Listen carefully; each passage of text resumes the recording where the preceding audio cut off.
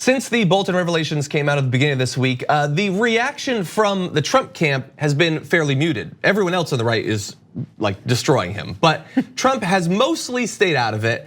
That ended this morning with him tweeting about John Bolton. He tweeted, "For a guy who couldn't get approved for the ambassador to the UN years ago, couldn't get approved for anything since, in quotations, begged me." So did he beg or did he not? Like just write begged.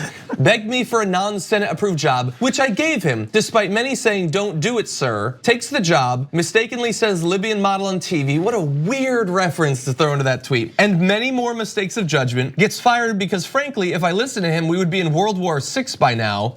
Wait, well, okay, good news everybody. We survived 3 and 4 and goes out and immediately writes a nasty and untrue book. All classified national security. Who would do this? You know what I love? My favorite brand of Trump wanting to have his insult and eat it too is like when he hires someone, they're super complimentary, they shower him with compliments, then it's a disaster. They eventually fire them. Then he has to like try to take that person down more. And he's like, he was stupid, nobody ever respected him, who would possibly want to work with him?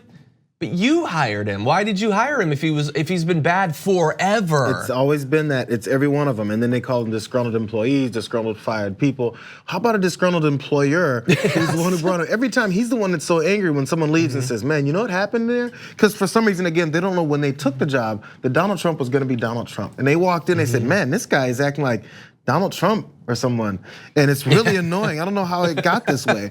Then they leave and go, I'm gonna write down all the things that he did. And then it's the fact that it's happened so many times, and then anytime you see a pattern, you see the common denominator is this one guy. For some reason, there's a certain percentage of people that don't see that same common denominator as the guy who keeps getting mad that everyone else leaves and says, wow, that was the worst job I've ever had. Yeah. Now, excitingly, really fast, we have 2 updates to the story. One, as of this morning breaking, one even more recently breaking. It's still in the process of breaking. So let's start with the milder one. CNN just reported the White House has issued a formal threat to Bolton to keep him from publishing his book. There's been no comment yet about that from the White House, Bolton, the book publishers, but we can comment. I don't know exactly what, I looked for details. There's no details, there's no letter, at least not that we've seen yet. They're gonna say that he's spreading information of import to national security or whatever. I don't know how much you have to prove it, because the MO, at least the approach that this administration's always had to take is say it, and then everyone has to believe it. Yeah. No evidence, no basis behind any of it, but just say it. And maybe that's the route we'll go with, and then maybe they'll intimidate people enough. I don't know what the response is gonna be, but no one wants to talk about it yet in response. Yeah, and we also have this. So this is a breaking tweet from Andrew Desiderio. Breaking, House Foreign Affairs Chairman Eliot Engel says Bolton told him on a September 23rd call that, quote, the committee look into the recall of Ambassador Marie Yovanovitch and, quote, strongly implied that something improper had occurred around her removal as our top diplomat in Kiev.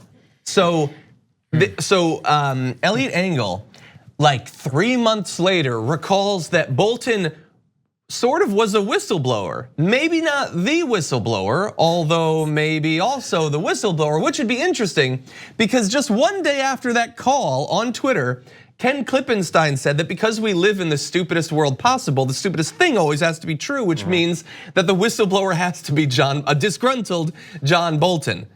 He might be right. Wasn't there a second whistleblower after? Remember? He's at the very least the second whistleblower. Trump talked about the second whistleblower and the second whistleblower and the second whistleblower. Yeah. I mean, who knows? It might actually be him. And look, all of this is just to say, if he's making these bold claims, and apparently he's been doing it for a long time, and if they are saying, no, that's not true, and in fact, he's saying things apparently that are true because they have to be blocked from publication at the very least, then we gotta get him in under oath and ask him questions, and probably Giuliani and all the rest too.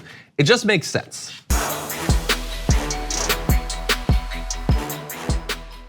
Thank you for watching this clip from the Damage Report. For more content from the show and access to TYT Network members-only exclusives, go to tyt.com/Brooke. Wait, no, it's tyt.com/John. Go to tyt.com/John to sign up.